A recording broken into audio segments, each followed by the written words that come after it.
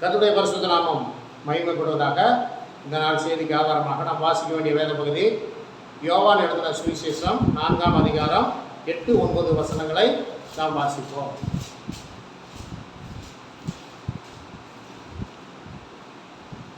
அப்பொழுது சமாரியா நாட்டாளாகிய ஒரு ஸ்திரீ தண்ணீர் கொள்ள வந்தாள். இயேசு அவளை நோக்கி, தாகத்துக்கு தா என்றார். யூதர்கள் சமாரியருடனே சம்பந்தம் காவாதவர்களானபடியால் சமாரியா ஸ்திரீ அவளை நோக்கி, நீ யூதனாய் இருக்க சமாரியா ஸ்திரீயாகிய என்னிடத்தில் தாகத்துக்கு தா என்று எப்படி கேட்கலாம் என்றார். கர்த்தருக்கு ஸ்தோத்திரம். நான் வாசித்த திருவசனத்தின் மூலம் கர்த்தர் நம்மோடு பேசும்படியாக நம்ம தினத்தை பற்றி சாலமோன் அவர்கள் சொல்லிப்பார். ஸ்தோத்திரமானவரே, ஸ்தோத்திரம் தாவே, ஸ்தோத்திரம் கர்த்தாவே தகவனே. இன்றைய நாட்கள் கூட தகவல் ஸ்தோத்திரமானவரே. வேதபுரியுது யோவான் சுவிசேஷம் 4ஆம் அதிகாரம் 8-9 மூலமாக கற்றெல்லாமே நீங்களோட பேசும் நடைமுறை கர்த்தாவே. இதில் உள்ள மறைபொருள் ரகசியங்களை கற்றெல்லாமே நீங்கள் வெளிப்படுத்த முடியாது சொல்லிக்கிறோம். அதை நாங்கள் அறிந்து கேட்டு தெரிந்து கொண்டு தகவல் எங்கள் வாழ்க்கை முறையில் நடந்து கொள்ள கற்றுக் செய்கிறோம். இயேசு கிறிஸ்து நாமத்தில் ஜீவனுள்ள நல்ல பிதாவே, ஆமென். நாம் அமரலாம். உங்களுக்கு கடந்த 2 வாரத்துக்கு முன்னாடி சொல்லியிருந்தேன், இந்த சமாரியா ஸ்திரீகிட்ட போய் ஆண்டவர் தாகத்துக்கு தண்ணி கேட்குறார்.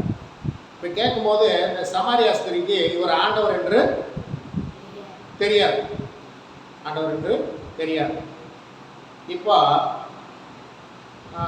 நான் உங்கள்கிட்ட கேட்டிருந்தேன் 2 வாரத்துக்கு முன்னாடி, இப்படி ஒரு சம்பவம் நம்முடைய வாழ்க்கையில் நடைபெற்றிருந்தா ஆண்டவர் வந்து தண்ணி கேட்டிருந்தா நம்ம என்ன சொல்லியிருப்போம்? நல்லா யோசனை பண்ணி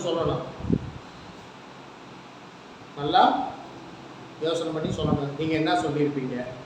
கொடுத்துருப்பீங்களா? எங்கள் வீட்டுக்கார மட்டும்தான் ஆரம்பிப்போம். வீட்டில் எங்கள் வீட்டுக்காரமாக தனியாக இருக்கு, ஒரு கிழிஞ்ச சட்டையை போட்டு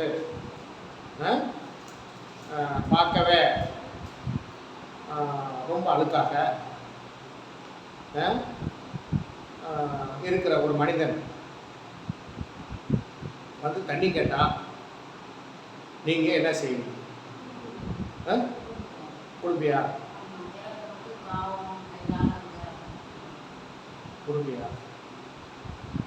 சரி, தண்ணி கொடுத்துருப்போம்.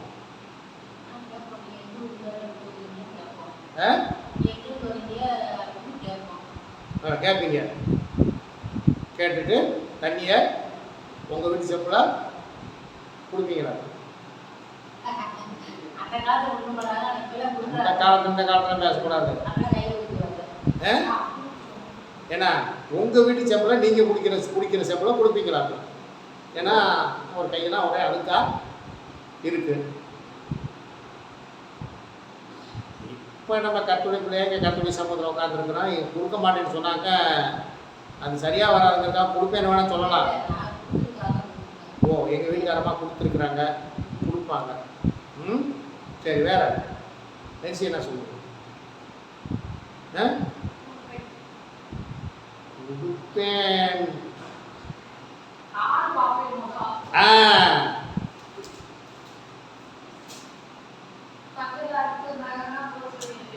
பட்டை அடிச்சுக்கார கொட்டை போட்டுக்கார, அது நமக்கு தேவையில்லாதது.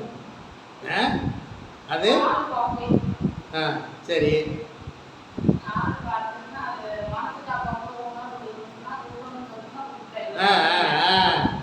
மனசுக்கு கொடுக்கணும்னு தோணுச்சுன்னா கொடுப்பேன். சரி, நீ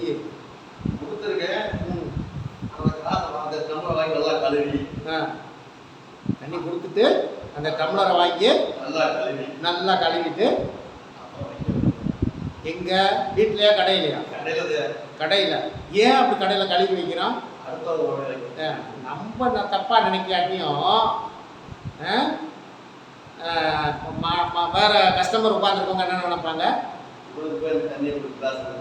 கொடுத்தாச்சு, வாங்கி கழுவி வச்சாச்சு, அது ஒரு பெரிய விஷயம் இல்லை. சாலமோனு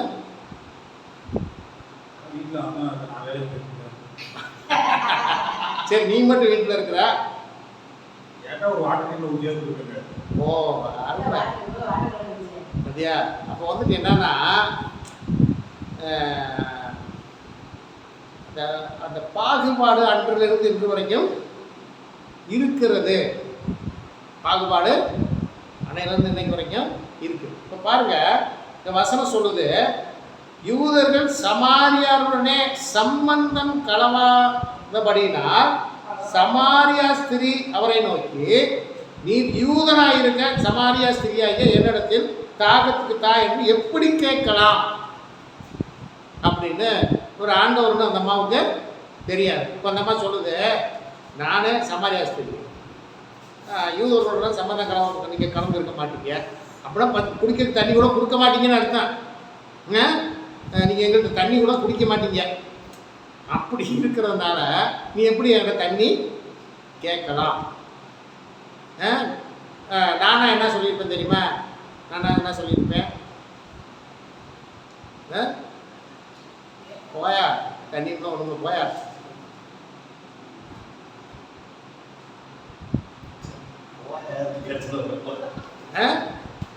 தண்ணியும் இல்லை, ஒன்றும் இல்லை, போயா.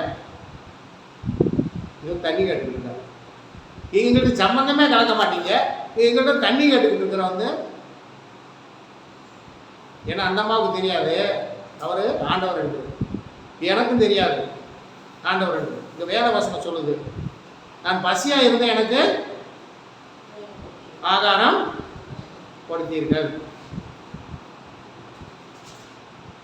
இந்த சிறியர்கள் ஒருவருக்கு எதை செய்தீர்களோ அதை எனக்கே செய்தீர்கள். இப்போ நீங்கள் ஆண்டவர், நம்ம ஆண்டவர் வந்து எப்படி வருவார்னு நீங்கள் நினச்சிக்கிட்டு இருக்கீங்க? உங்கள் வீட்டில் ஏதாவது உங்களை சோதிக்கிறதுக்கா எப்படி வருவார்னு நினச்சிக்கிட்டு இருக்கீங்க? அப்படியே வெள்ளை கூட உடுத்தி மூஞ்சில் அப்படியே மோசை மூஞ்சில் அப்படியே ஒளி வீசுறது கூட, ஒளி வீசுறது வந்து உங்கள்கிட்ட சோறு தண்ணியை கேட்பான்னு நினச்சிட்டு இருக்கீங்களா?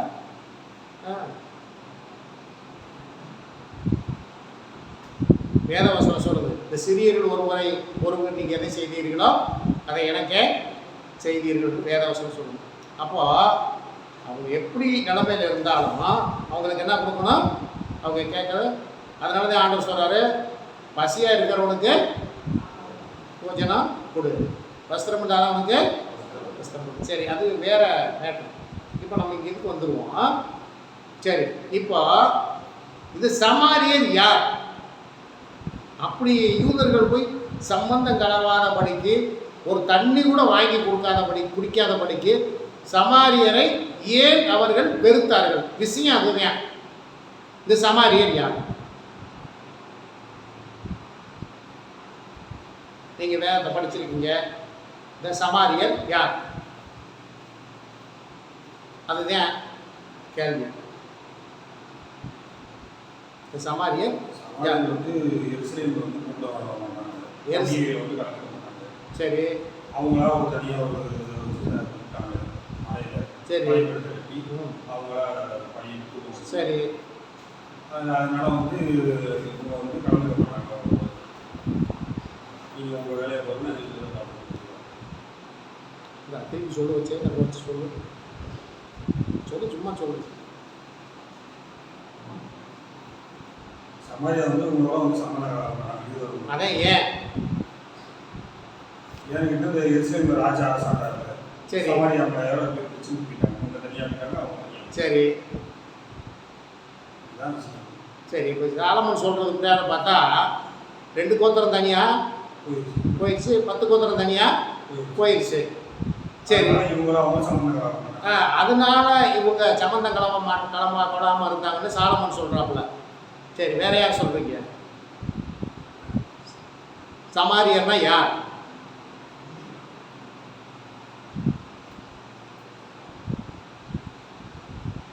இல்லையா?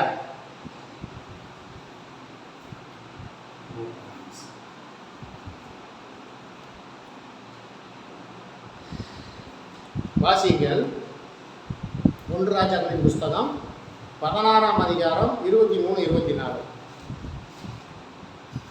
முதலாவின் ராஜாவாகிய ஆசாவின் 31ஆம் வருஷத்தில் உம்ரி இஸ்ரவேலின் மேல் ராஜாவாகி. யாரு? உம்ரிங்கிறவன் ராஜாவாகி ராஜாவாகி ஆ. 12 வருஷம் ராஜ்யபாரம் பண்ணினான். 12 வருஷம் ராஜ்யபாரம் பண்ணினான். அவன் திர்சாவிலே 6 வருஷம் அரசாண்டு. ஆ. பின்பு சேமேரின் கையிலிருந்து, யார் கையில இருந்து? சேமேரின் கையிலிருந்து, சேமேரின் கையிலிருந்து சமாரியா மலையை 2 தாலந்து வெள்ளிக்கு வாங்கி, சமாரியா மலையை 2 தாலந்துக்கு வெள்ளிக்கு வாங்கி, அந்த மலையின் மேல் ஒரு பட்டணத்தை கட்டி, அந்த மலையின் மேல் ஒரு பட்டணத்தை கட்டி, அதற்கு மலையினுடைய எஜமானனாய் இருந்த சேமேருடைய பேரின்படியே, சேமேரியருடைய பேரின்படியே சமாரியா என்னும் பேரை தரித்தான். சரி, இப்ப இந்த சமாரியா என்பது வரலாறு இதுதான். யாரு? யூதாவின் மேல யூதாவின் ராஜாவாகிய ஆசாவின் 31ஆம் வருஷத்துல உம்ரி இஸ்ரவேலின் மேல் ராஜாவாகி, யாரு இந்த ராஜா பேர் என்னது? உம்ரிங்கிறவரு இஸ்ரவேல் மேல் ராஜாவாகி 12 வருஷம் ராஜ்யபாரம் பண்ணினா. அவர் திர்சானா நீங்க வேற மாதிரி நினைச்சிட்டு இருக்காதீங்க. இங்க என்ன எழுதிருக்கு? இங்கே திர்சா தான் எழுதிருக்குது. திர்சாவில 6 வருஷம் அரசாண்டு. எனக்கு ஒருத்தர் திர்சாவில் அரசாண்டுகிட்டு இருக்காரு. சரி, கர்த்தருக்கு ஸ்தோத்திரம். திர்சாவிலே அரசாண்டு பின்பு சேமேரின் கையில் இருந்த சமாரியா மலையை 2 தாலந்து வெள்ளிக்கு வாங்கி, அந்த மலையின் மேல் ஒரு பட்டணத்தை கட்டி, அதற்கு மலையினுடைய எஜமானாக இருந்த சேமேரினுடைய பேரின்படியே சமாரியா என்னும் பெயரை தரித்தான். இதுதாங்க சமாரியா உருவான கதை. சரி, வேற நீங்கள் இதை குறித்து நீங்கள் வீட்டில் போய் மற்ற காரியங்களை நீங்கள் படிச்சுருங்க. அப்புறம் நம்ம சரி ஏன் இதுக்காக ஒதுக்கி வச்சாங்க அப்படின்னா நம்ம தெரிஞ்சுக்க வேண்டியது 2 ராஜாக்கள் 17ஆம் அதிகாரம் 6ஆம் வசனம். 2 ராஜாக்கள் 17ஆம் அதிகாரம் 6வது வசனத்தை வாசிக்கிறோம். ஓசேயாவின் 9ஆம் வருஷத்தில் அசீரியா ராஜா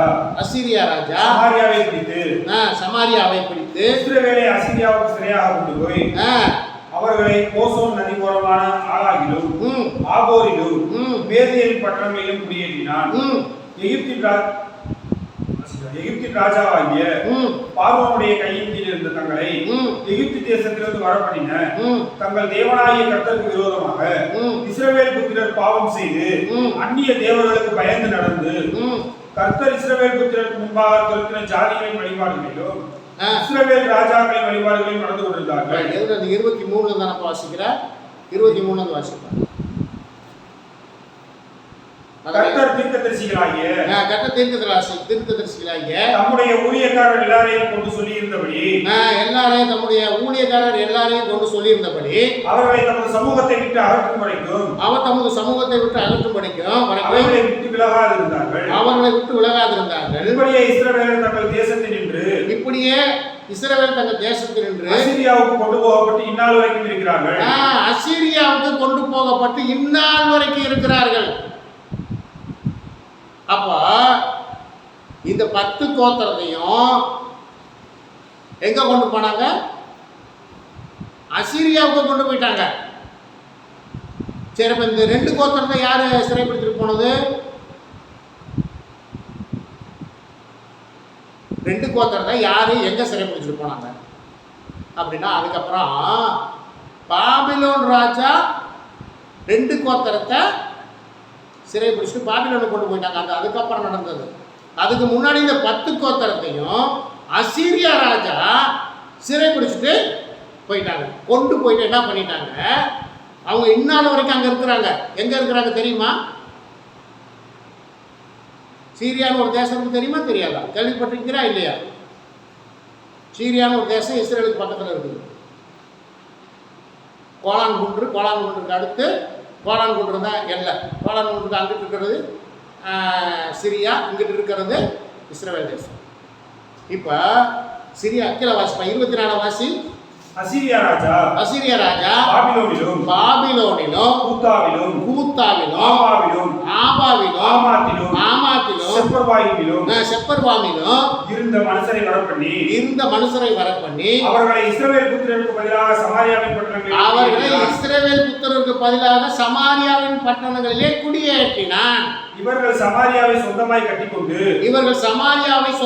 கட்டிக்கொண்டு அதன் பட்டணங்களிலே குடியிருந்தார்கள். இப்ப சமாரியாவில் இருக்கிறது யாரு? சமாரியாவில் இருக்கிறது யாரு?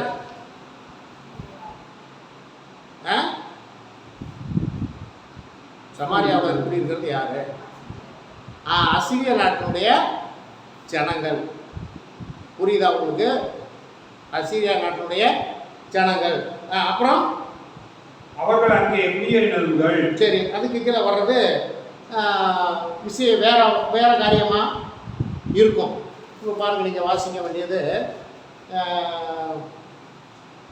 2 ராஜாக்கள் 17:6 வாசிங்க. ஓசேயாவின் 9ஆம் வருஷத்தில் ஓசேயாவின் 9ஆம் வருஷத்திலே அசீரியா ராஜா சமாரியாவை பிடித்து இஸ்ரவேலை அசீரியாவுக்கு சிறையாக கொண்டு போய் அவர்களை கோசான் நதி ஓரமான ஆளாகிலும் ஆபோரிலும் மேதியரின் பட்டணங்களிலும் குடியேற்றினான். இப்ப இந்த இஸ்ரவேல் ஜனங்களை அங்க குடி வச்சுட்டு அங்க பட்டணத்தில் இருக்க சிலரை கொண்டு வந்து இங்கே குடி வச்சிட்டான். இதை நீங்க தெரிஞ்சுக்கணும், முழுசா தெரிஞ்சுக்கணும். அப்படின்னா சமாரியர் யாருங்கிற செய்தி பேர்ல ஏற்கனவே ஒரு செய்தி வெளியிட்டோம். இருந்தாலும் நீங்கள் வேதத்தை வாசிக்கிறது அதை பாருங்கள். சமாரியர் யார் அப்படிங்கிறதுல நீங்கள் போய் பார்த்து தெரிஞ்சுக்கணும். இப்போ அப்போ சமாரியாவில் குடியிருந்தது யாரு?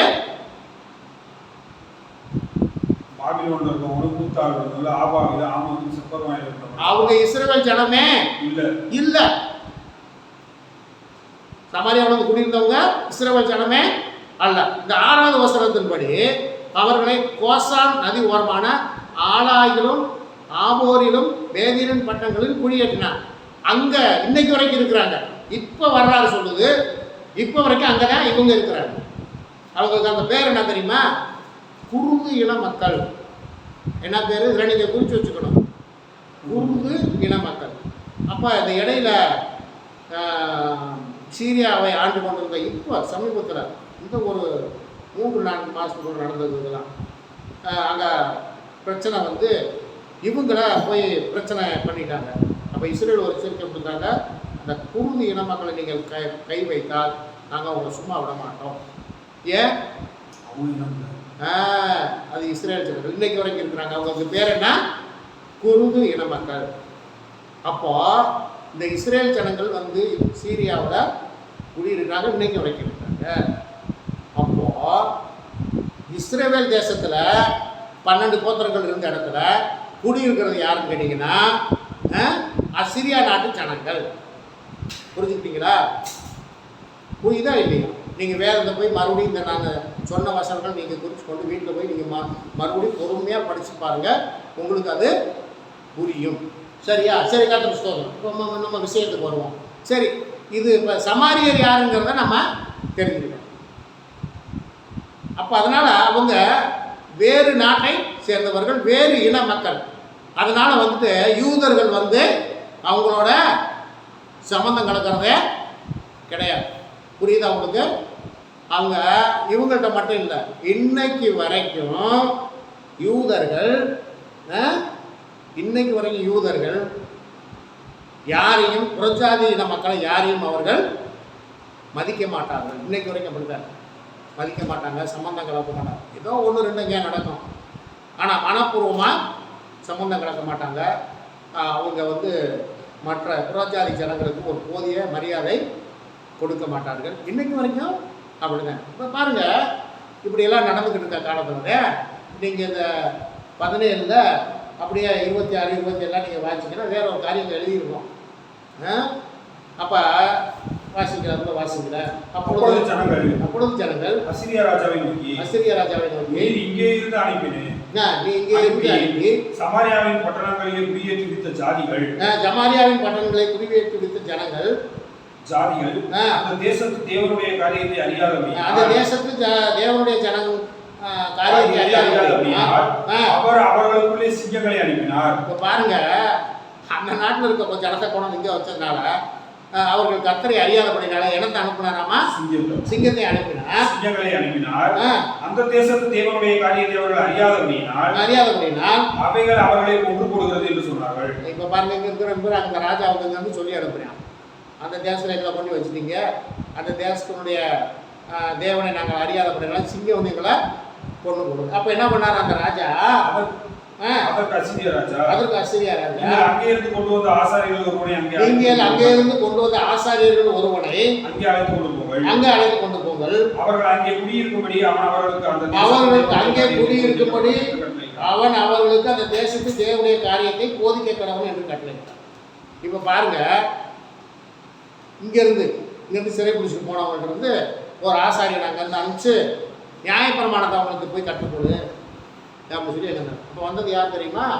மனாசே வகுப்பை சேர்ந்த ஒரு ஆசாரியன் ஒரு கோயிலை கட்டி யூதர்கள் சமாரியரை மட்டும் ஒரு கோயிலை கட்டி யூதர்களுக்கு அடுத்த பண்டிகைகளாய் கொண்டாடினார்கள். இப்போ வந்துட்டு அந்த மனாசேல கோத்திரத்துக்கு ஒரு ஆசாரியன் வந்தது கிமு 721 கிறிஸ்துவுக்கு முன் 721 வந்து அந்த மலையில் வந்து ஒரு கோயிலை கட்டி அங்கே யூதருக்கு அடுத்த பண்டிகையை இந்த ஜனங்களுக்கு போதித்து நீங்கள் கொண்டாடுங்க அப்படின்னு சொல்லி அப்படி கொண்டாடினார்கள். அதனால் யூதர்களுக்கும் சமாரியர்களுக்கும் விரோதமும் பகையும் உண்டாயிற்று. நீங்கள் வந்து இந்த மனாசே கோத்திரத்துக்கு வந்து ஆசாரியை ஒரு கோயிலை கட்டி நீங்கள் இங்கேயே சாமி கும்பிடுங்கன்னா உடனே விரோதமும் பகையும் உண்டாயிற்று. சரி கதை ஸ்தோத்திரம். இதனால் பாருங்கள், அவர்கள் இஸ்ரவேல் கோத்திரத்தை சேர்ந்தவர்கள் அல்ல. அதனாலே பாருங்கள் அவங்க சம்பந்தம் கலக்கிறதே இல்லை. அதாவது எப்படின்னு கேட்டிங்கன்னா அவங்க வந்து ரொம்ப விரோதமாய் சமாரியர்களை அவர்கள் பாதிக்க ஆரம்பித்தார்கள். இதுங்க சமாரியருடைய வரலாறு இதுதான். சரிங்க, இப்போ விஷயத்துக்கு வந்துடுவோம். நமக்கு நேரம் போதாதனால விஷயத்துக்கு வந்துடுவோம். இப்போ தாகத்துக்கு அந்த அம்மா சொல்லிடுச்சு, நீ நாங்கள் சமாரிய ஸ்திரியாக இருக்கிறனால நீ எப்படி எங்கள்கிட்ட தாகத்துக்கு தான்னு சொல்லி கேட்கலாம் அப்படின்னு சொன்னால் அப்புறம் அந்த சம்பாஷணைலாம் நீங்கள் வீட்டில் போய் நீங்கள் வாசித்து நீங்கள் தெரிஞ்சுக்கணும். இப்போ பாருங்கள், எந்த அளவுக்கு சமாரியரை யூதர்கள் வெறுத்தார்கள் என்பதற்கு ஒரு காரியத்தை நீங்கள் வாசிங்க. யோவான் 8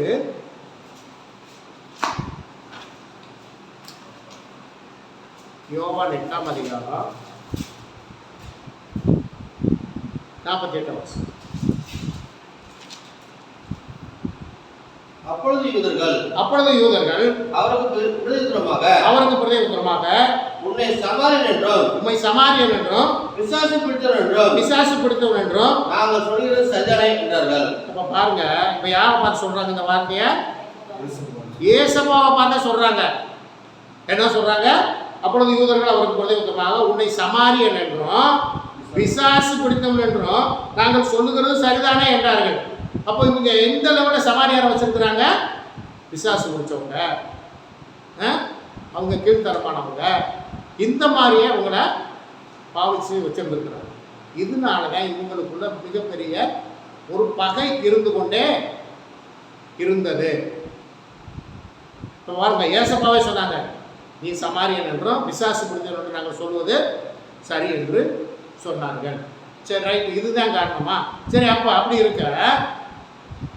இருக்க நல்ல சமாரியன் என்று இயேசு கிறிஸ்துவை ஏன் சொன்னார்கள்?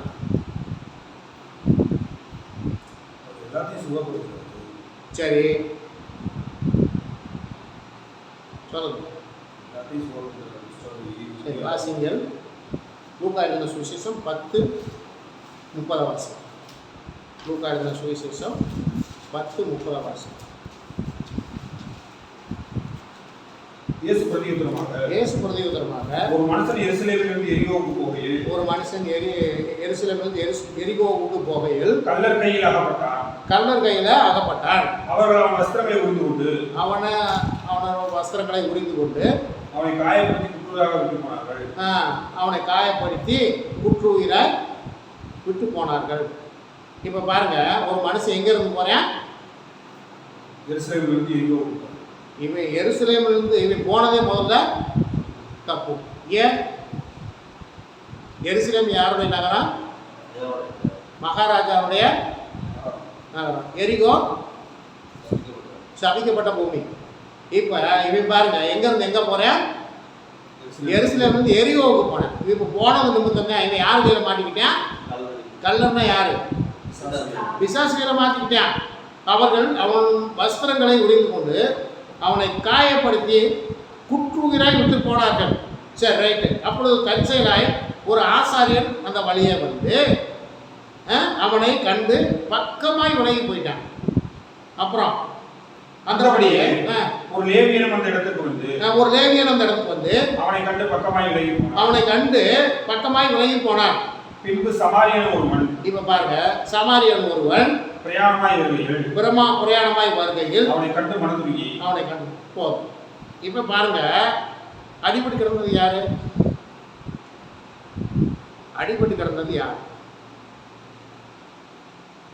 எருசலேம்ல இருந்து போயிருந்தானா அவன் யார்? யூதன். கரெக்டா சொல்லணும். அப்படி யூதன். இப்ப உன்னை காப்பாத்தினது யார்?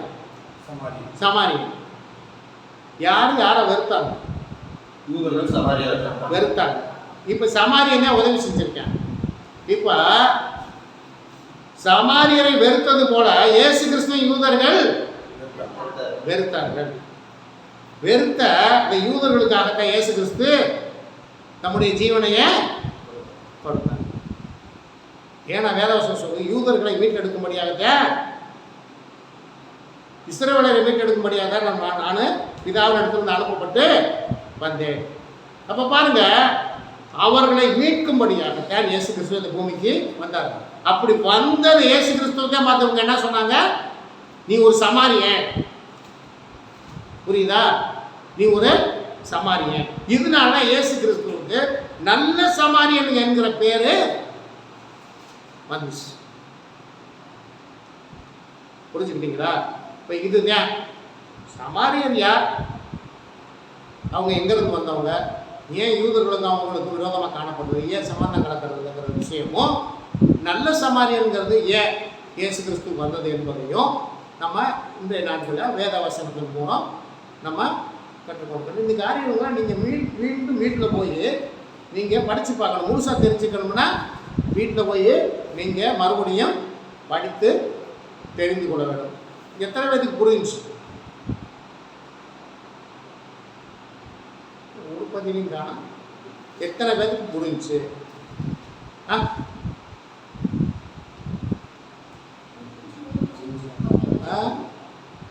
கேட்கறது கவனமாக கேட்டால் புரிஞ்சிடும். முதல்ல சொன்ன வசனங்களை குறிச்சு வச்சுட்டு வீட்டில் வந்து படிச்சிங்கன்னா இன்னும் புரியும். புரிஞ்சுக்கிட்டீங்களா? ஆகவே சமாரியர் யார் என்பதை தெரிந்து கொள்வதற்கு ஒன்று நீங்கள் சொன்ன வேத வசனங்களை போய் வீட்டில் வடிங்க. இல்லை முழு விவரம் தெரியுமா, சமாரியர் யார் என்கிற தலைப்பில் ஒரு செய்தி இருக்கிறது, அதை பார்த்து தெரிந்து கொள்ளுங்கள். இயேசு கிறிஸ்துவுக்கு நல்ல சமாரியன் என்கிற பேர் எதற்கு வந்தது அப்படிங்கிறத வேத வசனத்தின் அடிப்படையில் நான் சொல்லியிருக்கேன். அதையும் நீங்கள் வீட்டில் போய் படித்து தெரிந்து கொள்ளுங்கள். சரி, இதற்கும் நமக்கு என்ன இருக்குது? இதற்கும் நமக்கும் என்ன இருக்கு? அப்ப இயேசு கிறிஸ்து யாரை மீட்க முடியாத பூமிக்கு வந்தாரு? முதல்ல இஸ்ரவேலை மீட்கும்படியாக வந்தார். இஸ்ரவேலை மீட்கும்படியாக அந்த பூமிக்கு வந்தார். ஒரு வசனம் சொல்லுகிறது, வாசிங்கள், அதை கூட நீங்கள் வாசிங்க. யோவான் எழுதின சுவிசேஷம் 4ஆம் அதிகாரம்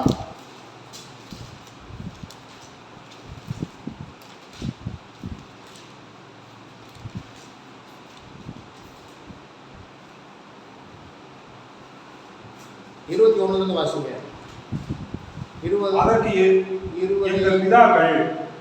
19 வாசிங்க. அப்பொழுது அந்த ஸ்திரீ அவரை நோக்கி, ஆண்டவரே, நீர் தீர்க்கதரிசி என்று காண்கிறேன். நீங்க ஒரு தீர்க்கதரிசி என்று காண்கிறேன். ஏன் இந்த வார்த்தையை திடீர்னு சொன்னாங்க? அந்த அம்மா இவர் சொல்லிட்டாரு,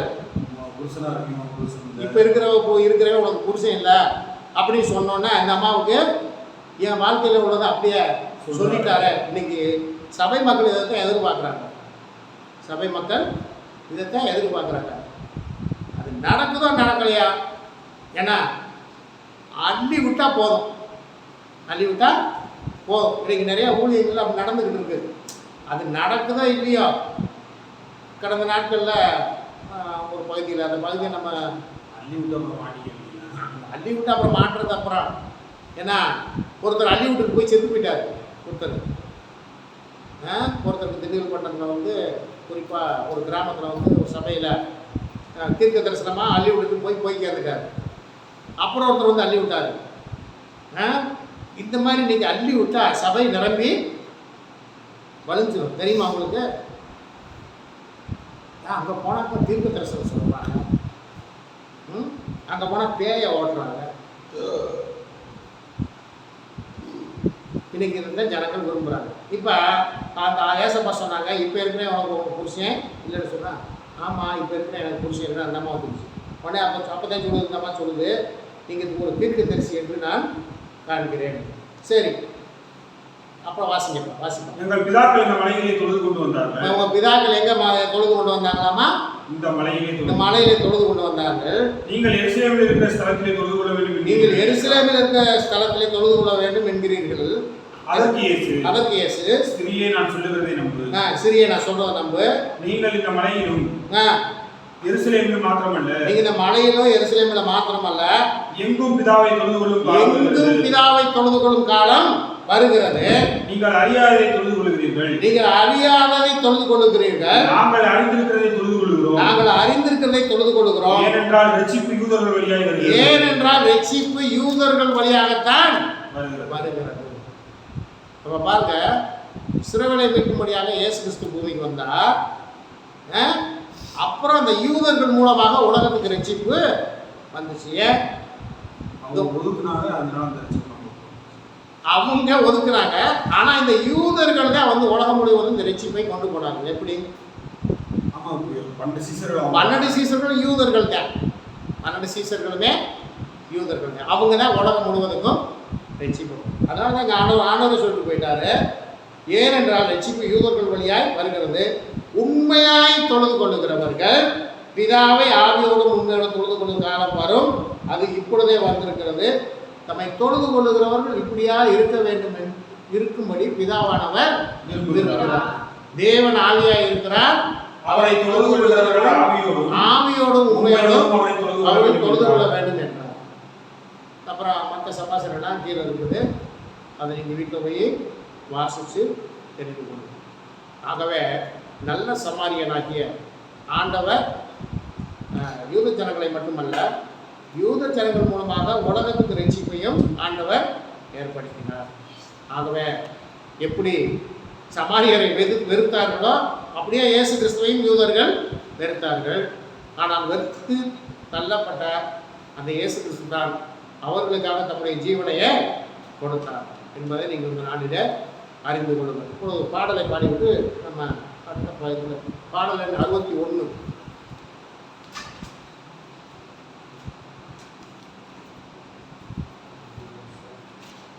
நல்ல சமாரியன் இயேசு என்னை தேடி வந்தாரே, நல்ல சமாரியன் இயேசு என்னை தேடி வந்தாரே, என்னை கண்டாரே, அழைத்து கொண்டாரே, என்னை கண்டாரே, அழைத்து கொண்டாரே, நல்ல சமாரியன் இயேசு என்னை தேடி வந்தாரே, நல்ல சமாரியன் இயேசு என்னை தேடி வந்தாரே.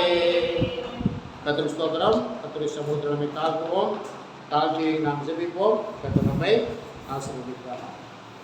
அன்பின் பரலோக பிதாவே, இந்த வேலைக்கு நன்றி. அருமையான ஆண்டவரை பாத்திரம் மீண்டுமாய் தாழ்த்துக்கிறோம். தகப்பனே, இந்த நாளில் கூட கர்த்தாவே, சமாரியர் யார், சமாரியரை ஏன் யூதர்கள் வெறுத்தார்கள் என்பதை குறித்தும், நல்ல சமாரியன் என்று ஏசப்பா உங்களுக்கு ஏன் அந்த பேர் வந்தது என்பதை குறித்தும் இந்த நாட்களிலே வேற வசனத்தின் மூலம் ஆண்டவரே நீங்கள் அறிந்து கொள்ள எங்களுக்கு உதவி செஞ்சீங்களே, நன்றி. ஆண்டவரை வந்திருக்க மக்கள் ஒவ்வொருவரையும் ஆசீர்வதிங்க, உங்கள் கிருபை நான் மூடுங்க, உங்கள் சத்திய வார்த்தை நான் இடை கட்டுங்க. ஆண்டவரே ஸ்தோத்திரம். ஆண்டவரே நாங்கள் ஆண்டவரே ஸ்தோத்திரம். ஆண்டவரே தகப்பனே நாங்கள் ஆண்டவரே ஸ்தோத்திரம். கல்லர் கையிலே அகப்படாதபடிக்கு ஆண்டவரே நீங்கள் எங்களை காத்துக்கொள்ளுங்க. ஆண்டவரே நாங்கள் உங்களுக்கு என்று உண்மையாய் காணப்பட்டு உங்கள் வருகைக்கு ஆயத்தப்பட எங்களுக்கு உதவி செய்யுங்க. வந்திருக்க உங்கள் மக்கள் ஒவ்வொருவரையும் ஆசீர்வதிங்க. வருகிற நாட்களில் இன்னும் மேலான காரியங்களை வேதாகமத்திலிருந்து நாங்கள் அறிந்து கொள்ள எங்களுக்கு கிருபை செய்யுங்க.